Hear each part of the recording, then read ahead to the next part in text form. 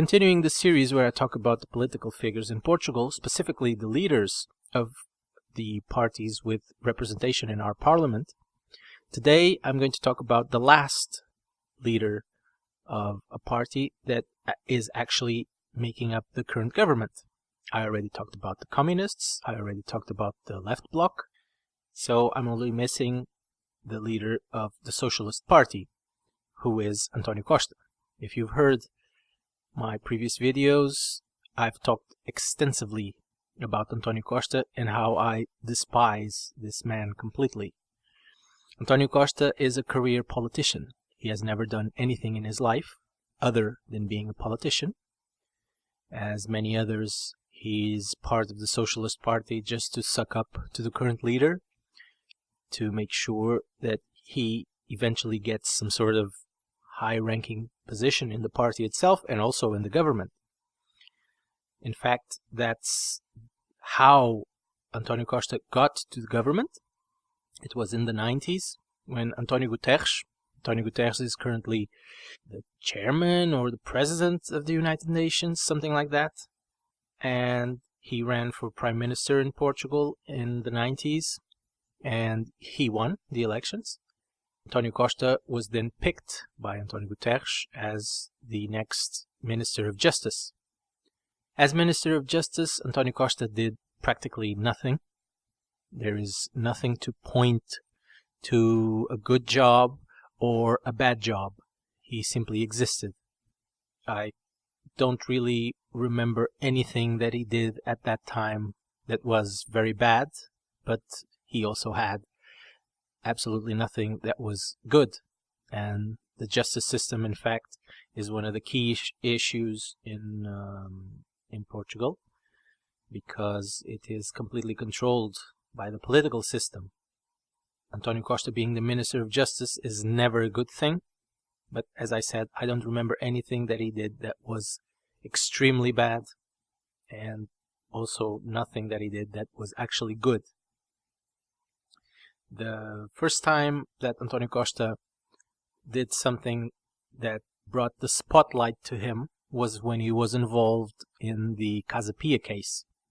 Not directly in the sense that he was one of the accused of raping children, but actually because, and I already talked about this, but because he was trying to save one of his socialist buddies, one that was actually accused of raping kids, with many witnesses saying that he raped kids. António Costa and a guy that eventually was our president called Jorge Sampaio, they made both of them socialists, of course, and they made contacts, let's say, to pressure the justice system to remove this guy called Paulo Pedroso from the Casa Pia process, even though there are witnesses claiming that he was actually one of the rapists. And there were also proof regarding some of the details that the kids, now grown-ups, when Casa Pia was being tried, where they could identify certain birthmarks or a birthmark in Paulo Pedroso, which he tried to remove, but there were still traces from that removal. But still, the justice system seemed to be quite easily pressured by the socialists. And António Costa played a big part in that. So this was the first time that he was in the spotlight, and obviously not for the best reasons. António Costa then, a few years later, after being Minister of Justice, the socialists were not in power for 4 years, I believe. 4 or 5 years. No, 3 years, actually. And Jorge Sampaio, precisely the guy that I was talking about now, he was the president then. And so he decided to fire the government at that time, majority government in parliament, a coalition between the center-left, the Social Democrats basically, and the center. And they had a majority in parliament. But Jorge Sampaio, which is a socialist, decided that he didn't like the prime minister, who was someone from the Social Democrats called Pedro Santana Lopes. And so he fired the government. That's essentially the reasoning that we got from a president firing the government. Basically, no one did this, at least in the modern times, let's say.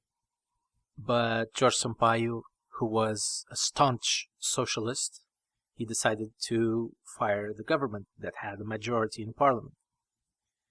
And that caused a certain socialist to rise not only to power in the Socialist Party, but also to power in terms of government, because new elections were scheduled, and this guy, a guy called José Sócrates, which you probably also heard me talk about, and this guy was the absolute worst, because not only is he a known criminal, he is accused of many corruption cases, of many money laundering schemes, pretty much all white-collar crimes that you can think of.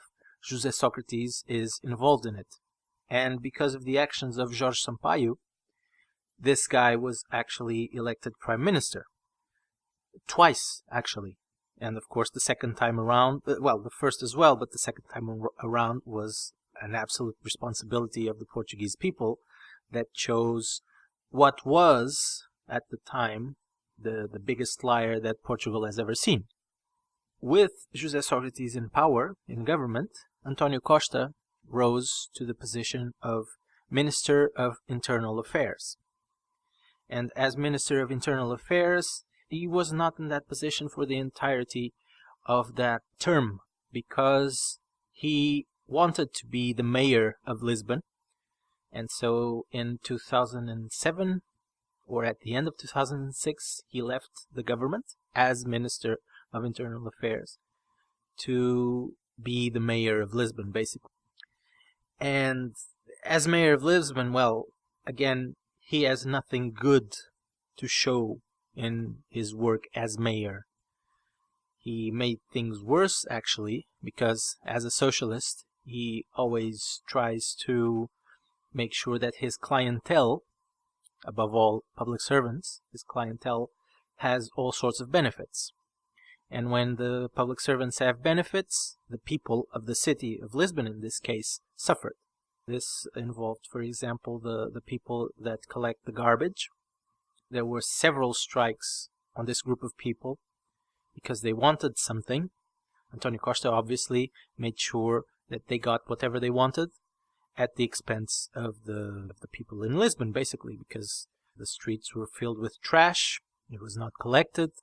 To end that, he capitulated to pretty much everything. And that meant, obviously, if he capitulates to this, then the debt of the city is going to rise, or more taxes will appear. All sorts of things that the socialists always do. They just want to get these public servants to be as happy as possible, because they will be the main voters of the socialists. But anyway, while he was in government as Minister of Internal Affairs, he did quite a bit of things that even today, and specifically in 2017, have very dire effects for the Portuguese people. As Minister of Internal Affairs, he ended what we called guardas florestais, basically forest guards. They are people that would monitor forests, that would walk around forests and see if there was some sort of fire, if there was some sort of dangerous situation that could cause a fire, any sort of garbage that could be found. They would also try to monitor the way that trees and grass and so on was growing, and when this was being done at a, let's say, not a normal rate, then they would request for some sort of maintenance to those areas so that fires and other problems that could happen in forests would be minimized. With António Costa, this job was ended. The forest guards were eliminated. And as Minister of Internal Affairs, he was also responsible for a contract with a system called Ciresp. Ciresp is an emergency system that, well, is used during emergencies for communication. However, the contract that this guy, António Costa, made had some really interesting, addendums, let's say, or really interesting articles in the contract. Namely, because this was a private partnership, or a partnership between a private company and the state, the Portuguese state. And the contract had very specific articles. One of them said that if the emergency system failed during an emergency, then the company that is responsible for the maintenance of this system would not be responsible for any issues. So, if during an emergency the emergency system failed, the company that does the maintenance, with which the state made the contract with, would not be responsible for anything. Which of course is hilarious, but António Costa, in his idiocy, thought that this was great. The contract was made, and in 2017 we had major fires, and Ciresp, this emergency system, failed every time.